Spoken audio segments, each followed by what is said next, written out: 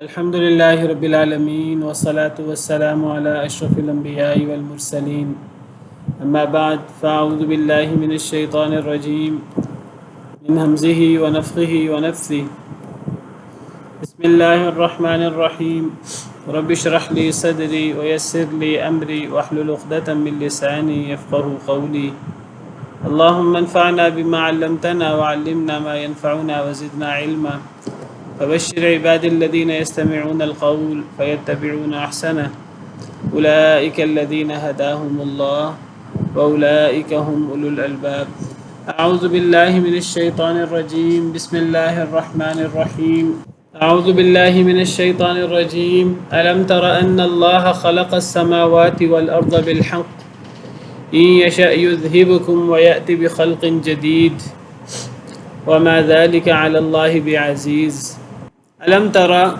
کیا نہیں تو نے دیکھا ان اللہ کہ بے شک اللہ تعالی خلق السماوات اس نے پیدا کیا ہے آسمانوں کو والارض اور زمین کو بالحق حق کے ساتھ ان یشاء یذہبکم اگر وہ چاہے تو وہ لے جائے تم سب کو یعنی اے لوگوں ویأتی بخلق جدید اور وہ لے آئے کوئی نئی مخلوق وما ذلك علی اللہ بعزیز اور نہیں ہے اللہ پر اور نہیں ہے یہ چیز اللہ پر بعزیز کوئی مشکل علم ترى کیا نہیں تو نے دیکھا کس کو خطاب ہے یعنی جو بھی قرآن کریم پڑھ رہا ہے اسے خطاب ہے کوئی بھی انسان جو قرآن پڑھ رہا ہے عمومی طور پر سب کو یہ خطاب ہے کیا تو نے نہیں دیکھا کیا تو جانتا نہیں کیا تو غور نہیں کرتا کیا تجھے سمجھ نہیں آتی ان اللہ کہ بے شک اللہ نے پیدا کیا ہے آسمان و زمین کو بالحق حق کے ساتھ اللہ نے آسمان و زمین کو حق کے ساتھ پیدا کیا ہے آسمان اور زمین حق ہیں موجود ہیں جیسے اللہ فرما رہے ہیں جیسے اللہ نے فرمایا ہے اسی طرح ہی آسمان اور زمین کا وجود ہے کسی کو اس میں کوئی شک ہے کسی نے اپنے حواس کے ذریعے پورے آسمان پوری زمین کا مشاہدہ نہیں کیا اور پورے آسمان پوری زمین کا مشاہدہ ہر انسان نہیں کر سکتا اللہ نے جیسے جیسے بیان کیا ہے ویسے ویسے وہ اللہ کا آسمان و زمین کے بارے میں بیان کرنا بالکل حق ہے 7 زمینیں ہیں اللہ فرماتے ہیں تو 7 ہی زمینیں ہیں کسی کو وہ 7 زمینیں اس کے بارے میں علم حاصل ہو گیا یا کسی نے اس کا ادراک کیا یا نہیں کیا کوئی کر سکا یا نہیں کر سکا اللہ نے 7 آسمان بنائے ہیں تو اللہ نے آسمان و زمین کو حق کے ساتھ پیدا کیا ہے یہ حق ہے سب کچھ جیسے اللہ نے فرمایا ہے ویسے ہی ہے اس میں کوئی بھی بات خلاف واقعہ نہیں ہے کوئی بھی بات غلط نہیں ہے غلط ہو نہیں سکتی جب اللہ نے فرمایا ہے تو اللہ کی ہر بات سچی ہے ومن اصدق من اللہ حدیثا بات میں اللہ سے سچا کون ہو سکتا ہے حق کا معنی یہ بھی ہو سکتا ہے مقصد کے ساتھ کیا تو نے نہیں دیکھا اے غور کرنے والے اے قرآن کے مخاطب کہ اللہ تعالیٰ نے پیدا کیا ہے آسمانوں اور زمین کو بالحق حق کے ساتھ یعنی با مقصد اللہ نے آسمان و زمین کو بے مقصد فضول بغیر کسی مقصد کے کھیلتے ہوئے پیدا نہیں کیا اللہ نے آسمان و زمین کو ایک اللہ کے پیچھے ہر کام کے پیچھے ایک مقصد ہے اللہ علیم بھی ہے اور اللہ حکیم بھی ہیں اللہ نے ہر چیز کو جو کیا ہے وہ علم کے ساتھ کیا ہے اور حکمت کے ساتھ کیا ہے کیونکہ ان اللہ علیم حکیم وکان اللہ علیم حکیمہ اللہ تعالیٰ بہت جاننے والے بہت حکمت والے ہیں تو اللہ کا ہر عمل وہ حکمت پر مبنی ہے اللہ کی کوئی بات جھوٹی نہیں ہے اور اللہ کی کوئی بات وہ ظلم زیادتی نہیں ہے اور اللہ کی کوئی بات بے مقصد نہیں ہے اللہ کا کوئی عمل سچا بھی ہے اور وہ انصاف والا بھی ہے اور وہ با مقصد بھی ہے حق کے ساتھ جب اللہ تعالیٰ نے آسمان و زمین کو با مقصد پیدا کیا ہے کیا ثابت ہوا کہ اللہ نے زمین و آسمان کو با مقصد پیدا کیا ہے اس کا مقصد یہ ہے کہ جب اللہ نے زمین و آسمان کو ایک مقصد کے تحت پیدا کیا ہے، زمین و آسمان سے مراد زمین و آسمان اور اس میں موجود ہر مخلوق اللہ تعالیٰ کی، ہر چیز اس میں آ جاتی ہے۔ زمین و آسمان بھی اور اس میں موجود ہر مخلوق بھی اللہ نے حق کے ساتھ با مقصد پیدا فرمائی ہے۔ اللہ کا کوئی نہ کوئی مقصد ہے، کوئی مخلوق بے مقصد نہیں ہے۔ انسان تو اشرف المخلوقات ہے، انسان بے مقصد کیسے پیدا ہو سکتا ہے جس کے لیے اللہ نے زمین و آسمان اور یہ ہر چیز مسخر کی ہے؟ تو انسان اور انسان کی تخلیق با مقصد ہے۔ اللہ نے انسان کو اپنی عبادت کے لیے پیدا کیا ہے۔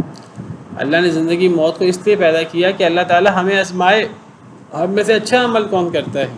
اللہ نے ہمیں حق اور باطل کی کشمکش ہونی ہے، اس حق کو ہر وقت اس حق اور باطل کی کشمکش میں حق کا ساتھ دینے کے لیے اور حق کو غالب کرنے کی تگ و دو کرنے کے لیے اللہ نے ہمیں پیدا کیا ہے۔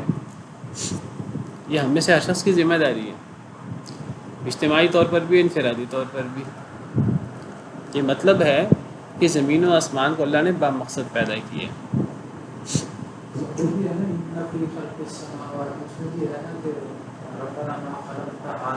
باطل، اللہ نے یہ چیزیں باطل نہیں بنائی۔ اسی طرح وما خلقنا السماء والارض وما بینہما لاعبین، اللہ فرماتے ہیں ہم نے زمین و آسمان اور ان کے درمیان ہر جو چیز ہے، ہر مخلوق ہے، ہم نے اسے کھیلتے ہوئے نہیں بنایا۔ کھیل نہیں ہے یہ کوئی اللہ کی طرف سے، تو ہر چیز با مقصد ہے۔ تو یہ زمین و آسمان اور اس کی تخلیق اور اس میں تمام مخلوقات یہ با مقصد ہیں۔ اور ایک وقت آئے گا جب یہ دنیا ختم ہو جائے گی اور پھر ایک نئی دنیا ہوگی، نیا جہان ہوگا جس کو ہم آخرت کا جہان کہتے ہیں، جو اصل جہان ہے۔ یہ نہیں بس پہلا جہان ہی ہے جیسا مشرکین کہتے تھے۔ اگر دنیا کا کوئی مقصد نہیں ہے، دنیا کھیل اور تماشا ہے، پھر پہلا جہان ہی ہوگا۔ لیکن پہلا جہان بھی ہے، پہلی زندگی بھی ہے، اور پھر یہ تو عارضی زندگی ہے، یہ تو اصل زندگی کی کھیتی ہے۔ یہ تو اس میں اصل زندگی کے لیے ہم نے محنت کرنی ہے، تگ و دو کرنی ہے، اس کا انجام اور صلہ تو ہمیں اصل زندگی جو دوسری زندگی ہے اس میں ملنا ہے، جو ہمیشہ ہمیشہ کی زندگی ہے۔ جب اللہ تعالیٰ فرماتے ہیں کہ میں نے زمین و آسمان کو بامقصد بنایا ہے، حق کے ساتھ بنایا ہے، تو اس سے ایک تو ان لوگوں کا رد ہوتا ہے جو کہتے ہیں کہ کوئی مقصد نہیں ہے زمین و آسمان کا، یا ہم انسانوں کی تخلیق کا کوئی مقصد نہیں ہے، ہم خود بخود ہی پیدا ہو گئے ہیں، ہمیں کسی رب نے پیدا نہیں کیا۔ ڈارون تھیوری، اور جو انسان خود بخود وجود میں آ گیا ہے، اور ان ہی الا حیاتنا الدنیا نموت ونحیا وما یہلکنا الا الدہر، ہماری بس یہ دنیا کی زندگی ہے، ہم زندہ ہو جاتے ہیں، مر جاتے ہیں، اور یہ زمانہ ہی ہے ہمیں ہلاک کر دیتا ہے۔ تو ایک تو وہ لوگ جو کہتے ہیں دنیا کا کوئی مقصد نہیں ہے، ایک تو ان کا رد ہے۔ نمبر دو، ان لوگوں کا رد ہے جو آخرت کا انکار کرتے ہیں۔ آخرت کا انکار کرنا جو حقیقی اور اصل زندگی ہے، وَإِنَّ دَارَ الْآخِرَةَ لَهِيَ الْحَيَوَانُ، بے شک آخرت کا گھر البتہ وہی اصل زندگی ہے۔ لَوْ كَانُوا يَعْلَمُونَ، کاش کے لوگ جان لیں۔ جو آخرت کا انکار کرنے والے ہیں، در حقیقت وہ یہ دنیا کی زندگی کو وہ زبان حال سے بے مقصد کھیل کود کہہ رہے ہوتے ہیں۔ دیکھیں اللہ فرماتے ہیں اللہ نے یہ دنیا کی زندگی ہے، یہ اللہ نے با مقصد بنائی ہے، حق کے ساتھ بنائی ہے، با مقصد بنائی ہے۔ با مقصد کا کیا مطلب ہے کہ یہ دنیا کی زندگی عمل کے لیے ہے، یہ دارالعمل ہے۔ یہ عمل کرنا کس لیے ہے؟ یہ دوسری زندگی کے لیے عمل کرنا ہے، دوسرے جہان کے لیے۔ تو دوسرا جہان وہ کیا ہے؟ وہ دارالجزا ہے۔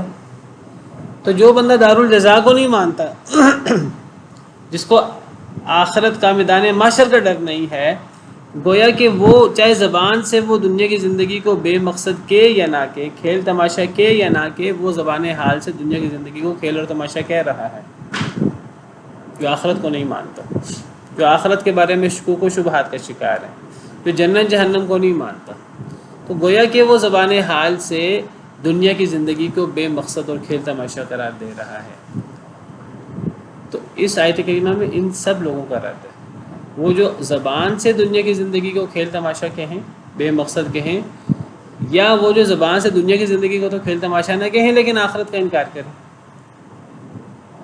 جو کہ مرنے کے بعد بس مٹی میں مل جانا ہے، کوئی زندگی نہیں ہے، یہ ملحد قسم کے لوگ ہوتے ہیں۔ تو گویا کہ یہ سب لوگ دنیا کی زندگی کو کھیل اور تماشا قرار دیتے ہیں، تو یہ اصل میں ان لوگوں کا رد ہے۔ اللہ فرماتے ہیں کہ اے انسان، کیا تو نہیں دیکھتا کہ بے شک اللہ تعالیٰ نے زمین و آسمان کو حق کے ساتھ با مقصد پیدا کیا ہے۔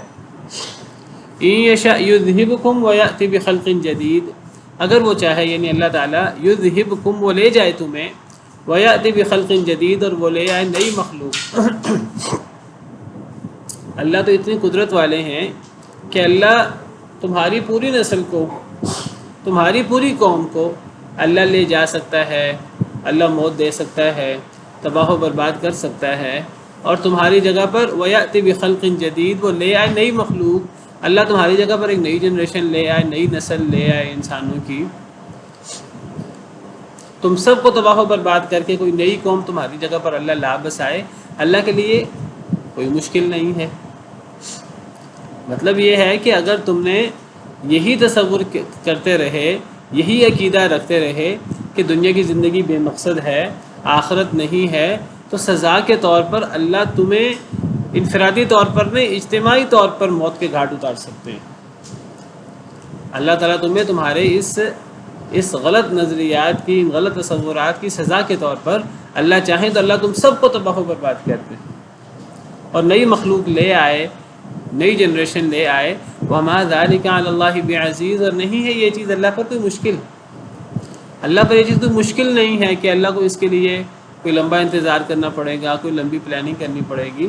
اللہ کے لیے تو یہ جس کو کہتے ہیں بائیں ہاتھ کا کھیل ہے، یہ جس کو کہتے ہیں کہ یعنی اللہ کن کہیں تو وہ چیز ہو جاتی ہے، اللہ کے لیے یہ چیز کوئی مشکل نہیں ہے۔ وَمَا ذَلِكَ عَلَى اللَّهِ بِعَزِيزٍ، اللہ پر یہ چیز کوئی مشکل نہیں ہے۔ اس کا مطلب یہ بھی ہو سکتا ہے کوئی بندہ یہ نہ سمجھے کہ نہیں جی اللہ تعالیٰ تو اتنے انسانوں کو کیسے تباہ کریں گے، اللہ تعالیٰ تو بڑے ارحم الراحمین ہیں۔ یہ بات ٹھیک ہے، اللہ تعالیٰ ارحم الراحمین ہے، اللہ سب سے زیادہ رحم کرنے والے ہیں۔ اللہ سے زیادہ رحم کرنے والا کون ہو سکتا ہے؟ اللہ کی تو پہچان ہی الرحمن الرحیم سے ہوتی ہے۔ وَرَحْمَتِي وَسِعَتْ كُلَّ شَيْءٍ، میرے رحمت نے ہر شے کو اپنی وسعت میں لے لیا ہے۔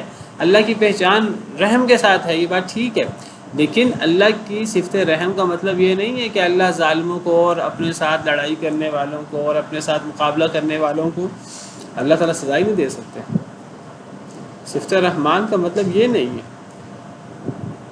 اللہ کی صفت رحمان کا مطلب یہ نہیں کہ اللہ تعالیٰ اب اتنے رحیم ہیں کہ اللہ تعالیٰ کسی کو وہ اللہ سے دشمنی بھی کرے تو اللہ پھر بھی سزا نہیں دے گی کیونکہ اللہ ارحم الراحمین ہے، کیونکہ اللہ رحمان الرحیم ہے۔ نہیں،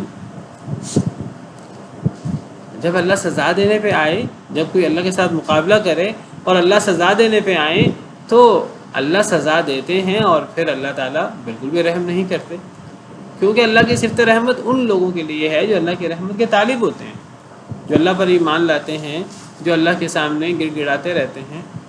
تو اللہ کی صفت رحمت ان لوگوں کے لیے ہے۔ اللہ کے ارحم الراحمین ہونے کا مطلب، اللہ کا ماؤں سے بھی زیادہ محبت کرنے کا مطلب یہ نہیں ہے کہ اللہ پکڑ نہیں کریں گے۔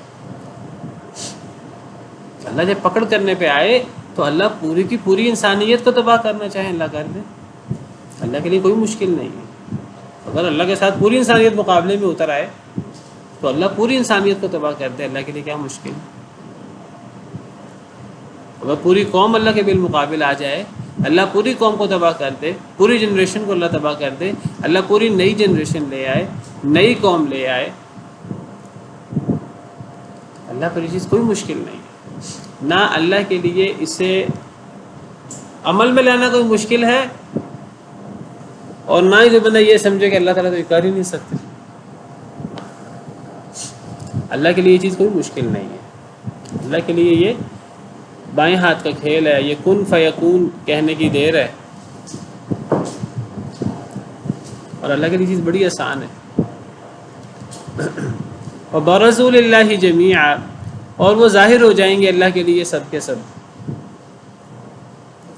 برز اس کا مطلب ظاہر ہو جانا، یعنی جو کسی سے چھپ نہ سکے، تو وہ سب کے سب اللہ کے سامنے ظاہر ہوں گے، یعنی قیامت کے دن۔ فقال الضعفاء، تو کہیں گے کمزور لوگ، للذین استکبروا، ان لوگوں کے لیے جنہوں نے تکبر کیا تھا، انا کنا لکم تبعا، بے شک ہم، ہم تھے، لکم تمہارے لیے، تبعا پیروی کرنے والے، فہل انتم مغنون عنا من عذاب اللہ من شیء، بس کیا تم فائدہ دے سکتے ہو ہم سے، من عذاب اللہ، اللہ کے عذاب سے، من شیء کچھ بھی۔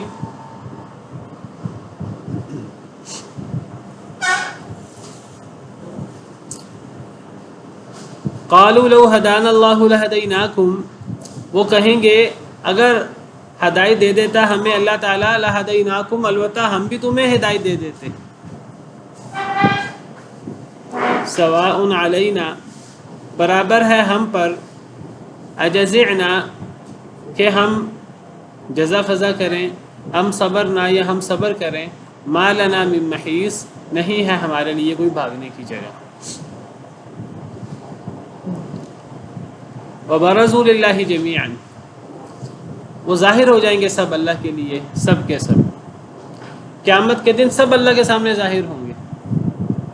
قیامت کے دن یعنی میدان محشر میں، کوئی بندہ یہ نہ سمجھے کہ میدان محشر میں تو پوری دنیا کے لوگ، حضرت آدم سے لے کر قیامت تک آنے والے لوگ، اس وقت دیکھیں دنیا میں 7 ارب کے، اس سے بھی زیادہ لوگ ہیں، اور آبادی بڑھتی جا رہی ہے، 10 ارب دنیا کی آبادی ہو جائے بیک وقت، 20 ارب ہو جائے، اللہ کو پتہ ہے۔ یہ تو یعنی ایک دفعہ کی آبادی ہے۔ سیدنا آدم علیہ السلام سے لے کر قیامت تک آنے والے لوگوں کو شمار کرنا چاہیں تو وہ کتنے کھرب ہیں اور کتنے ٹریلینز ہیں، اور وہ ہماری گنتی ختم ہو جائے تو وہ کتنے ہیں۔ سب نے قیامت کے دن اکٹھے ہونا ہے، جو پہلے مرے وہ بھی، جو بعد میں مرے وہ بھی، ایک زمانے کے لوگ بھی اور پچھلے بھی اور بعد والے بھی، اللہ نے سب کو اکٹھا کر لینا ہے، سیدنا آدم سے لے کر قیامت تک آنے والوں کو، اور صرف انسانوں کو نہیں، جنوں کو بھی اور دیگر مخلوقات کو بھی، اللہ نے سب کو اکٹھا کر لینا ہے۔ تو کسی بندے کو یہ مغالطہ نہ ہو کہ اتنے کھرب کتنے لوگ ہیں، اللہ کو پتہ ہے، ان میں پتہ نہیں اللہ کو میری یاد بھی ہوگی کہ نہیں ہوگی، میرا پتہ بھی ہوگا کہ نہیں ہوگا، میں کہیں چھپا سکوں گا، میں کسی کو یاد بھی ہوں گا کہ نہیں ہوگا۔ اللہ فرماتے ہیں ایسی کوئی بات نہیں۔ پہلی بات ہے میدان معاشر میں کوئی کونا کھدرا، کوئی چھپنے کی جگہ ہے نہیں۔ نمبر 2، اللہ سے کون چھپ سکتا ہے؟ اللہ سے کوئی نہیں چھپ سکتا۔ لقد احصاهم وعدهم عدا، اللہ نے تو انہیں شمار کر رکھا ہے، اللہ نے تو انہیں گن رکھا ہے ایک ایک آدمی کو۔ وکلہم آتیہ یوم القیامت فردا، ہر بندہ اللہ کے پاس اکیلے آئے گا، ایسے آئے گا جیسے انسان دنیا میں آتا ہے اکیلے، تو خالی ہاتھ آتا ہے، اسی طرح انسان قیامت کے دن اکیلے آئے گا۔ وَلَقَدْ جِئْتُمُونَا فُرَادَىٰ كَمَا خَلَقْنَاكُمْ أَوَّلَ مَرَّةٍ، تم ہمارے پاس ایسے اکیلے آؤ گے جس طرح ہم نے تمہیں دنیا میں پہلی دفعہ پیدا کیا۔ تو اللہ نے ہر انسان کو شمار کر رکھا ہے، ہر انسان کو گن رکھا ہے، ہر بندہ اکیلے آئے گا، اور ہر بندہ آئے گا، کوئی بندہ بچ نہیں سکے گا، ہر بندہ آئے گا، ہر بندہ قیامت کے دن حاضر ہوگا، اور سب کے سب لوگ اللہ کے سامنے ظاہر ہوں گے۔ کوئی کہیں کسی کونے کھدرے میں چھپ نہیں سکے گا، کوئی کسی کا سہارا نہیں لے سکے گا، کوئی کسی کی اوٹ میں نہیں ہو سکے گا اللہ سے بچ کر، سب اللہ کے لیے ظاہر ہوں گے، کوئی چھپ نہیں سکے گا۔ تو اب وہاں ہر قسم کے لوگ ہوں گے، نیک بھی ہوں گے، گناہ گار بھی ہوں گے۔ نیک لوگ اللہ کا ان پر انعام ہوگا، ان کے لیے قیامت کا یہ مشکل ترین دن، مشکل نہیں ہوگا زیادہ، ان کے لیے یہ دن آسان ہوگا۔ صحیح طرح بیٹھ جائے۔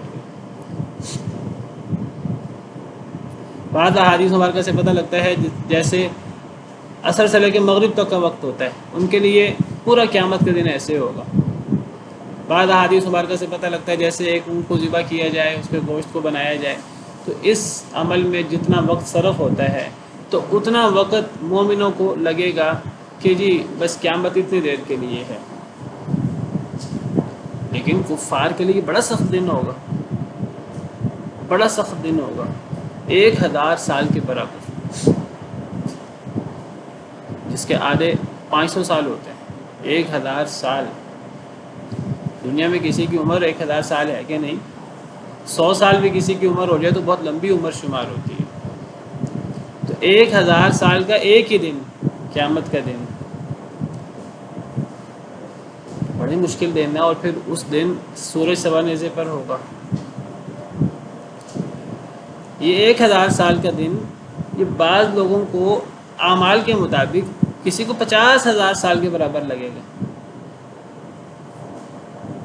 50,000 سال کے برابر، بڑی مشکل دن ہے۔ اور اس دن یعنی سورج سوا نیزے پر ہوگا، لوگ حساب کتاب کے انتظار میں ہوں گے، حساب کتاب شروع نہیں ہوگا، لوگ شدید پریشان ہوں گے۔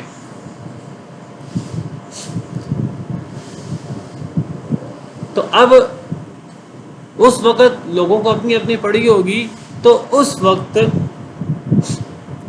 یہ یا تو میدان معاشر کی بات ہے یا پھر یہ جہنم کی بات ہے، بہرحال دونوں جگہ یہ صورتحال ہوگی۔ تو کمزور لوگ کہیں گے ان لوگوں کے لیے جنہوں نے تکبر کیا، یہ برے لوگوں کی بات ہو رہی ہے۔ برے لوگوں میں 2 قسم کے لوگ ہوں گے، ایک وہ لوگ ہوں گے جو متکبر قسم کے لوگ ہوں گے، اور ایک وہ لوگ ہوں گے جو کمزور ہوں گے۔ متکبر لوگوں سے کیا مراد ہے؟ متکبر لوگوں سے مراد استکبروا، اس سے مراد وہ لوگ ہیں جو مال و دولت والے تھے، اقتدار والے تھے، اور دنیا میں زیادہ تر جن لوگوں کے پاس مال و دولت رہی، اختیار رہا، اور انہوں نے اس مال و دولت کا اور اختیار کا ناجائز استعمال کیا، تو ان لوگوں نے کیا کیا؟ وہ لوگ اللہ کے زیادہ سرکش بنے۔ کلا ان الانسان لیطغی ان رآہ استغنی، پہلی جو صورت نازل ہوئی ہے سورہ علق، اس میں اللہ فرماتے ہیں کہ ہرگز نہیں، بے شک انسان سرکش ہو جاتا ہے، کب؟ ان رآہ استغنی، جب وہ اپنے آپ کو غنی پاتا ہے۔ عام طور پر انسان کا طریقہ کار کیا ہے؟ الا ماشاء اللہ، کئی لوگ اس سے مستثنا ہیں، سیدنا سلیمان علیہ السلام، سیدنا داؤد علیہ السلام، نیک لوگ، وہ مالدار بھی ہوں تو عاجز ہوتے ہیں، اللہ کے عبادت گزار ہوتے ہیں، اللہ کے احکامات کے مطابق زندگی گزارتے ہیں، لیکن زیادہ تر لوگ مالدار اقتدار والے، وہ لوگ کیا کرتے ہیں؟ وہ لوگ اسلام کی مخالفت میں زیادہ پیش ہوتے ہیں، وہ زیادہ سرکش ہو جاتے ہیں۔ وہ صرف خود یہ کہ اسلام قبول نہیں کرتے، بلکہ وہ دوسروں کے اسلام قبول کرنے کے راستے میں رکاوٹ بھی بنتے ہیں۔ یعنی صرف یہ نہیں کہ خود اسلام قبول نہ کریں، بلکہ وصدوا عن سبیل اللہ، لوگوں کو بھی اللہ کے راستے سے روکتے ہیں۔ تو ایسے لوگوں کو یہاں للذین استکبروا کہا گیا ہے، وہ لوگ جنہوں نے تکبر کیا۔ اور دوسرے قسم کے لوگ، یہ دونوں لوگ گناہ گار اور اللہ کے نافرمان ہیں۔ دوسرے لوگ ہیں کمزور لوگ۔ کمزور لوگ کون ہیں؟ کمزور لوگ وہ ہیں جو دنیا میں، جن کے پاس زیادہ مال نہیں تھا، اقتدار وغیرہ نہیں تھا، لیکن وہ مالداروں کی الٹی سیدھی حمایت کرتے تھے اور مالداروں کا ساتھ دینے کی کوشش کرتے تھے تاکہ مالداروں سے انہیں دنیا کا فائدہ ہو جائے۔ وہ ان کے غلام ہوتے تھے، یا وہ ان کے حاشیہ بردار ہوتے تھے، ان کے ورکرز ہوتے تھے، ان کی ٹیم کا حصہ ہوتے تھے، ان کے نوکر چاکر ہوتے تھے، ان کے جتھے کا حصہ ہوتے تھے۔ وہ مالدار لوگوں کی، سرداروں کی حمایت کرتے تھے تاکہ ہمیں سرداروں کا ساتھ ہمیں ملے، ہمیں ان کی خوشنودی حاصل ہو۔ تو وہ اپنے سرداروں اور اپنے مالداروں اور اپنے بڑوں کی خوشنودی کے لیے ہر الٹا کام بھی کرتے تھے۔ اگر کبھی نبی یا کسی نیک آدمی یا اصلاح کرنے والے کی دعوت کے نتیجے میں کسی کمزور شخص کے دل میں آیا بھی کہ وہ اسلام قبول کرے، لیکن دوسری طرف مالدار نے کہہ دیا، سردار نے کہہ دیا نہیں تم نے اسلام قبول نہیں کرنا، تو اس نے مالدار کی خوشنودی کے لیے اسلام قبول نہ کیا، تو ایسے لوگ ہیں جو الضعفاء میں شامل ہیں۔ الضعفاء سے مراد وہ لوگ جنہوں نے اپنی مرضی سے اسلام قبول نہیں کیا یا ان کی اپنی مرضی تھی نہیں تھی، ان کی ساری تگ و دو اور ان کی ساری توجہ اپنے سرداروں کی خوشنودی کی طرف تھی، تو یہ کمزور لوگ۔ تو اللہ تعالیٰ اب یہ مالداروں اور کمزوروں کا آپس کا مکالمہ، آپس کا ڈائیلاگ جو وہاں ہوگا میدان معاشر میں یا جہنم میں، اللہ وہ ذکر کر رہے ہیں۔ ان دونوں کا قیامت کے دن ایک جیسا حال ہوگا، یہ دونوں قیامت کے دن ایک جیسی صورتحال سے دو چار ہوں گے۔ جو عذاب، اصل عذاب تو مالداروں کو، اور اصل عذاب تو جو کفر کرنے میں اور اللہ کے نافرمانی کرنے میں پیش ہیں، زیادہ عذاب تو انہی کو ہوگا اور اصل انہی کو ہی ہوگا۔ لیکن اللہ فرماتے ہیں کہ جو کمزور لوگ ہیں، جن کی اپنی کوئی رائے تھی یا نہیں تھی، لیکن وہ دنیاوی مفادات کے لیے سرداروں کے ساتھ اور مالداروں کے ساتھ لگے رہے اور ان کی حمایت کرتے رہے، ان کا انجام ایک ہی ہوگا قیامت کے دن۔ اب جب ان کا انجام ایک ہی ہوگا تو اب قیامت کے دن میدان معاشر میں یا جہنم میں پانی لے آتا ہے، یہ ٹھنڈا نہیں، تو اس وقت متکبر لوگ اور ان کی پیروی کرنے والے لوگ، کمزور لوگ، تو کمزور کہیں گے متکبر لوگوں سے، کیا کہیں گے؟ اِنَّا كُنَّا لَكُمْ تَبَعًا، کہ بے شک ہم تمہارے تابع فرما تھے، ہماری اپنی سوچ نہیں تھی، ہم نے زیادہ غور ہی نہیں کیا، تم لوگ ایک رائے قائم کرتے تھے، ایک پروگرام بناتے تھے، ایک پلان کرتے تھے، ہم آنکھیں بند کر کے تمہارے پروگرام پر چل جاتے تھے اور تم ہمیں اس کا فائدہ دیتے تھے، پیسے دیتے تھے، تنخواہیں دیتے تھے، یہ جو بھی دیتے تھے۔ تو ہم دنیا میں اگر ہم نے کفر کیا ہے، اگر ہم ایمان نہیں لائے، تو اس میں ہماری ذاتی کوئی رائے کا عمل دخل نہیں تھا، ہم تو اندھا دھند تمہارے پیچھے چل رہے تھے۔ اِنَّا كُنَّا لَكُمْ تَبَعًا، ہم تو تمہارے پیچھے تھے، تمہارے تابع تھے۔ فَهَلْ أَنْتُمْ مُغْنُونَ عَنَّا مِنْ عَذَابِ اللَّهِ مِنْ شَيْءٍ، پس کیا تم فائدہ پہنچا سکتے ہو، کفایت کر سکتے ہو ہم سے، یعنی آج کے دن میں عذاب اللہ من شیء، اللہ کے عذاب سے کچھ بھی؟ اب آج تم ہمیں اللہ کے عذاب سے بچا لو، ہماری اپنی تو رائے نہیں تھی، ہم تو تمہاری وجہ سے گمراہ ہوئے، جب ہم تمہاری وجہ سے گمراہ ہوئے تو تم ہمیں بچا لو اور ہمیں عذاب کا شکار نہ ہونے دو، ہمارے حصے کا عذاب بھی تم لے لو۔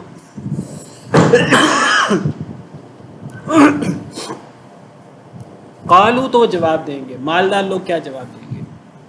دیکھیں اس میں مالدار لوگوں میں، تکبر کرنے والوں میں، جیسے میں نے کہا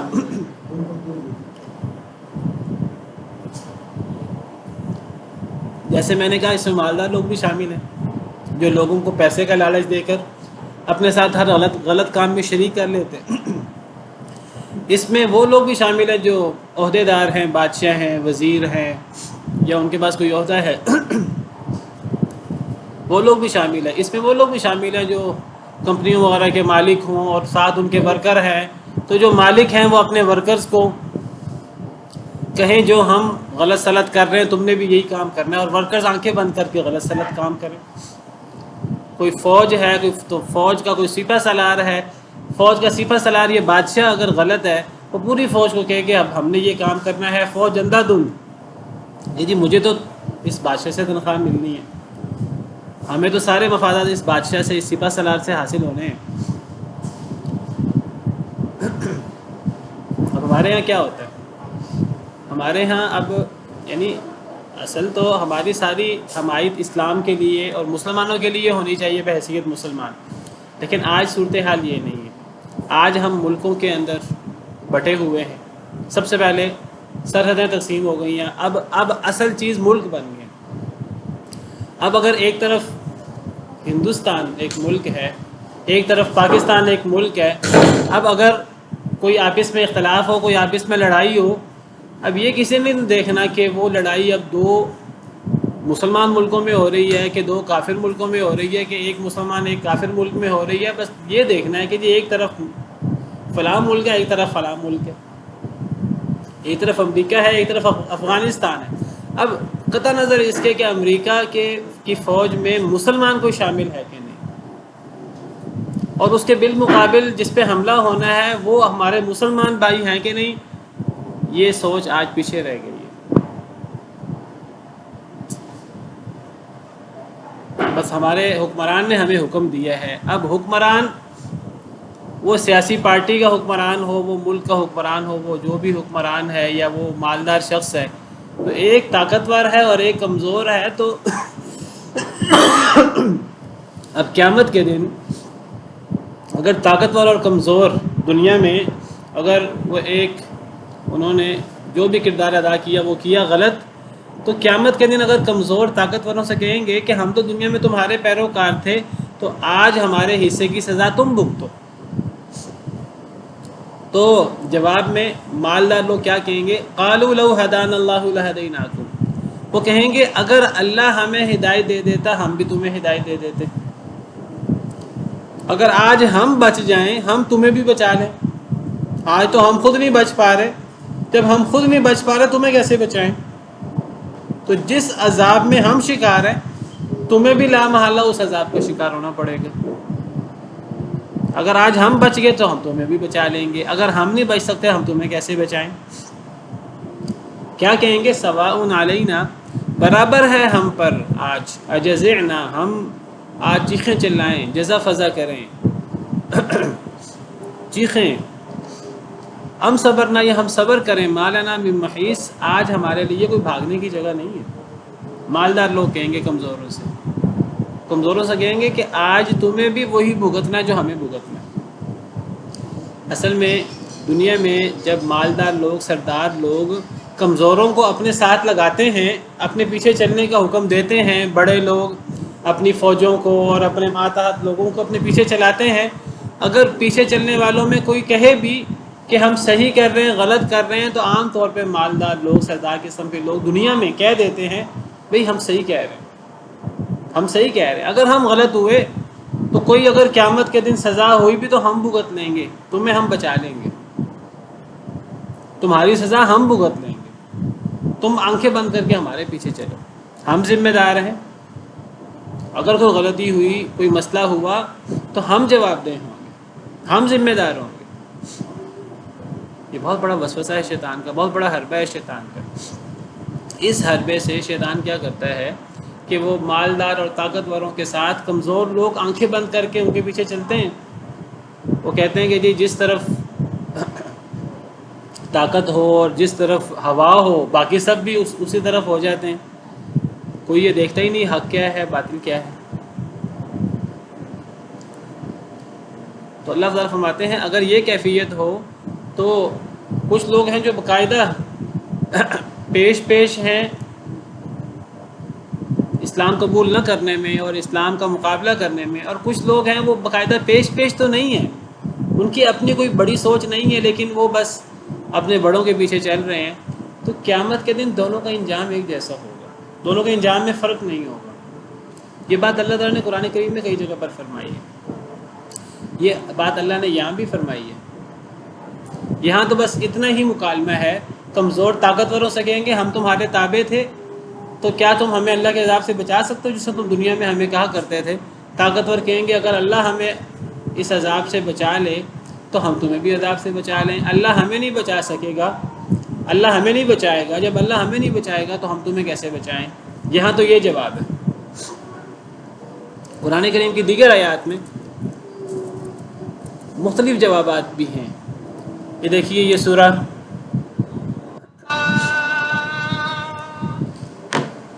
احزاب کی آیت ہے. اللہ تعالیٰ فرماتے ہیں یوم تقلب وجوہہم فی النار،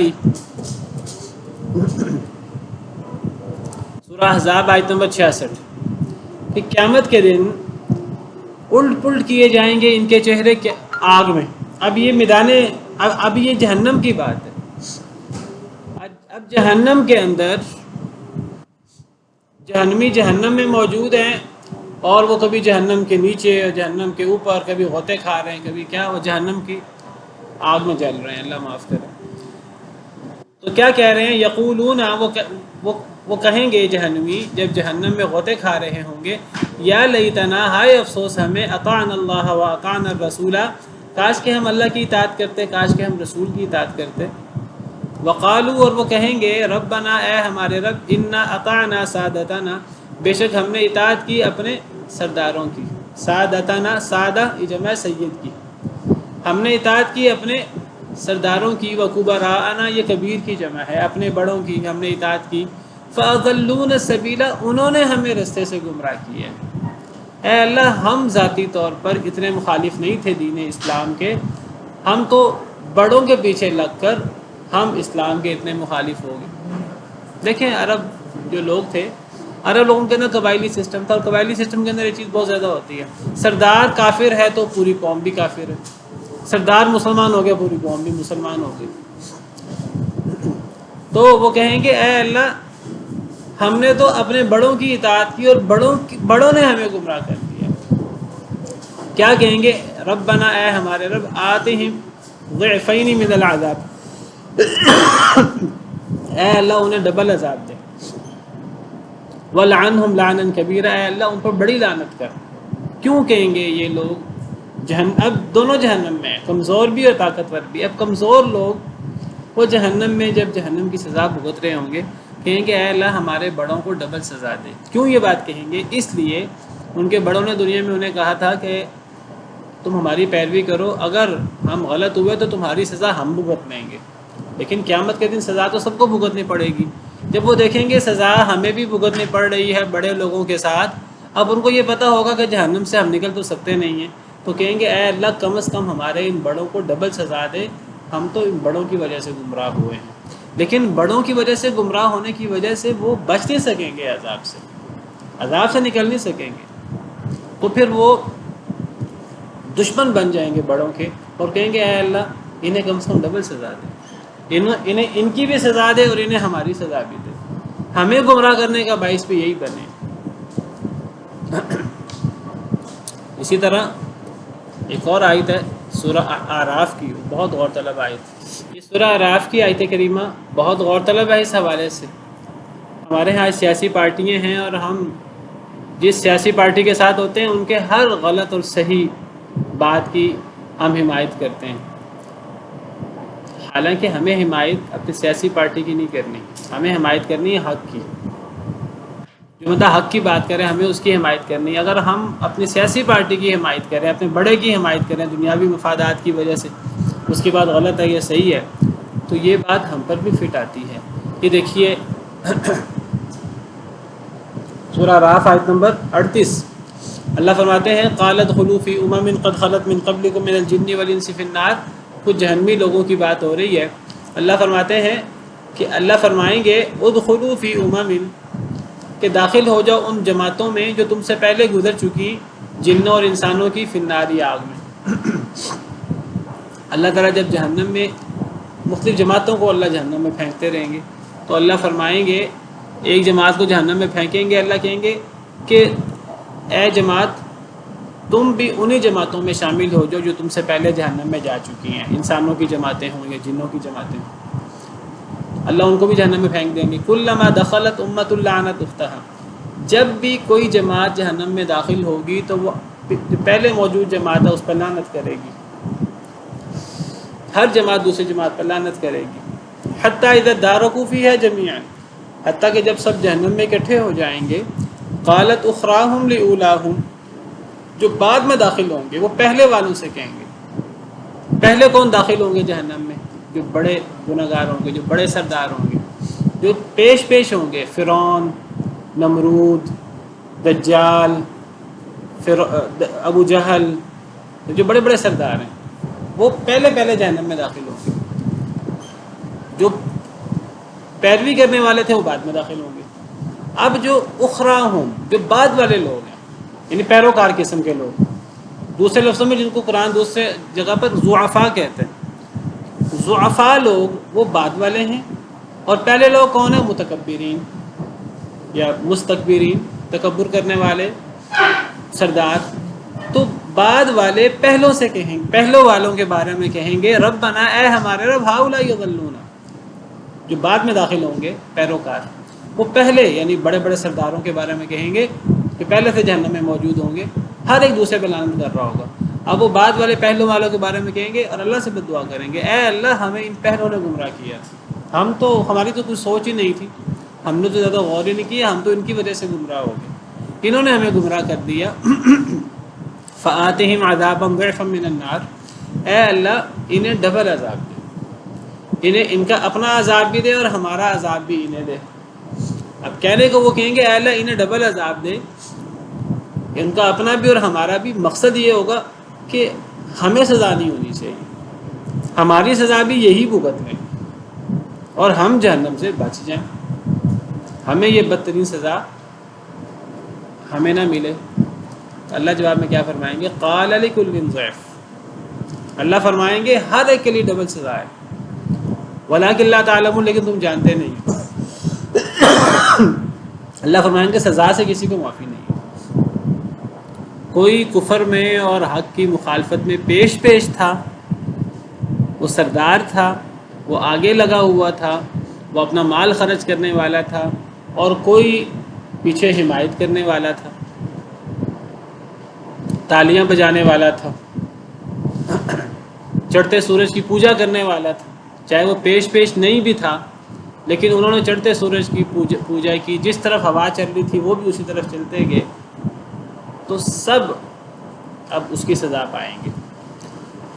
وقالت اولاہم لاخراہم، اب اللہ کی طرف سے تو جواب مل گیا کہ جو بعد والے ہیں جو پیروکار بچ نہیں سکیں گے عذاب سے، عذاب انہیں بھی ہوگا۔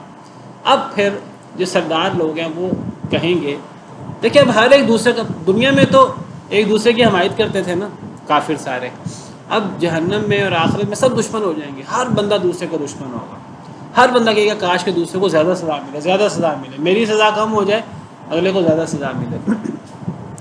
اب جو کمزور لوگ ہیں وہ تو کہتے ہیں کہ جو سردار ہیں ان کو ڈبل سزا ملے۔ اب جو سردار ہیں وہ کیا کہیں گے؟ وقالت اولاہم، کہیں گے پہلے لوگ جو جہنم میں پہلے سے موجود ہوں گے، یعنی سردار لوگ، وہ کہیں گے لیخراہم، بعد والوں سے یعنی کمزور لوگوں سے، پیروی کرنے والوں سے کہیں گے فما کان لکم علینا من فضل، تمہاری ہم پر کیا فضیلت ہے، تم اتنے نیک کیوں بن رہے ہو، تم ہم سے زیادہ افضل ہو گئے ہو کہ ہم بہت برے ہیں اور تم ہمارے مقابلے میں اچھے ہو، تمہیں کم سزا ملے ہمیں زیادہ سزا ملے۔ پچھلی آیت میں یہی ہے نا، اے اللہ انہیں ڈبل سزا دے، اللہ کہیں گے سزا سب کی ڈبل۔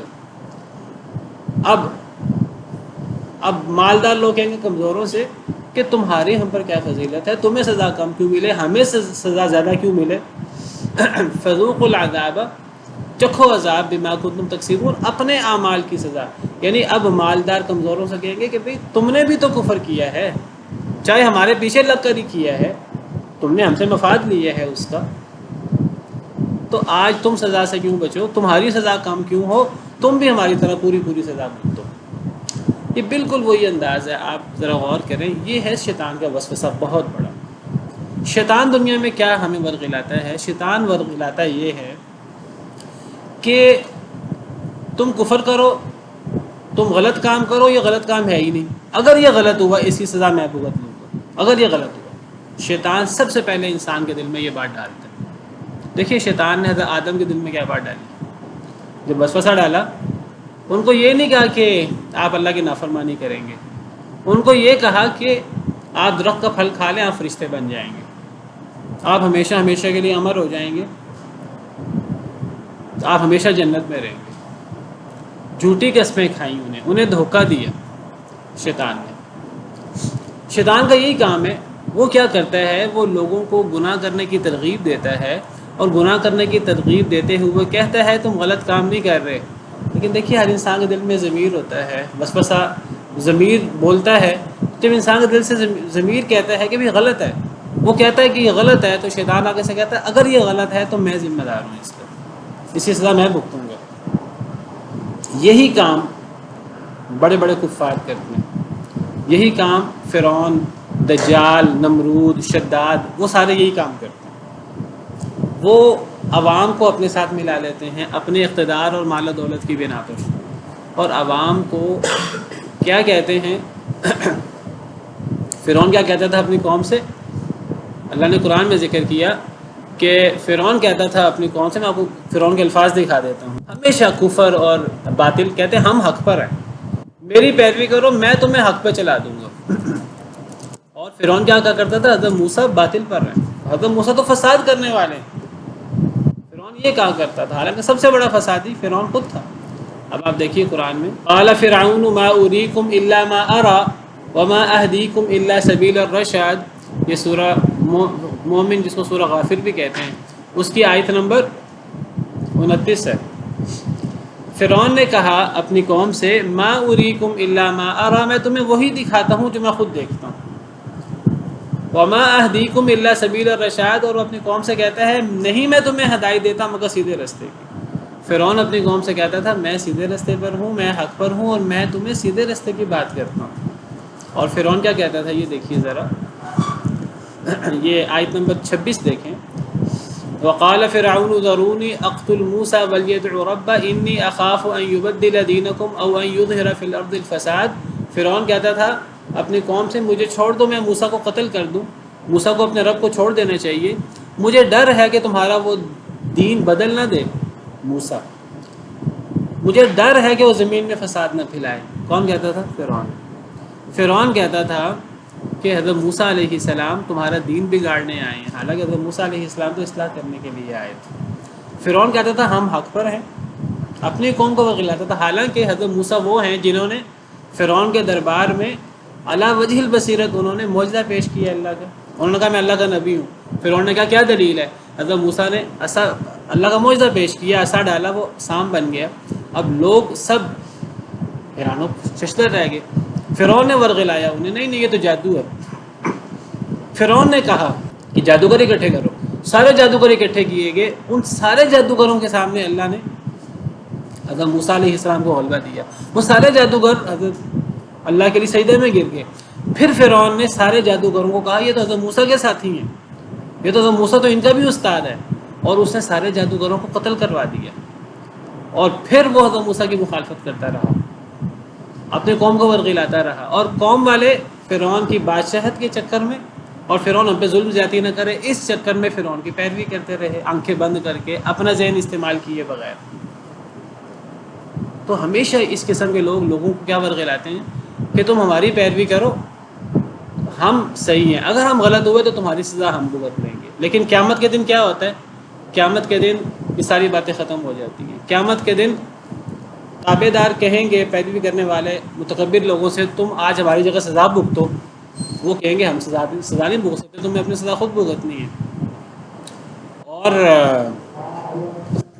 چلیں باقی انشاءاللہ کل تو نہ ہمیں خود پیش ہو کر اسلام کی مخالفت کرنی ہے، نہ ہمیں اندھا دھند پیروی کرنی ہے دوسروں کی۔ سبحان ربک رب العزت عما یصفون وسلام علی المرسلین والحمد للہ رب العالمین۔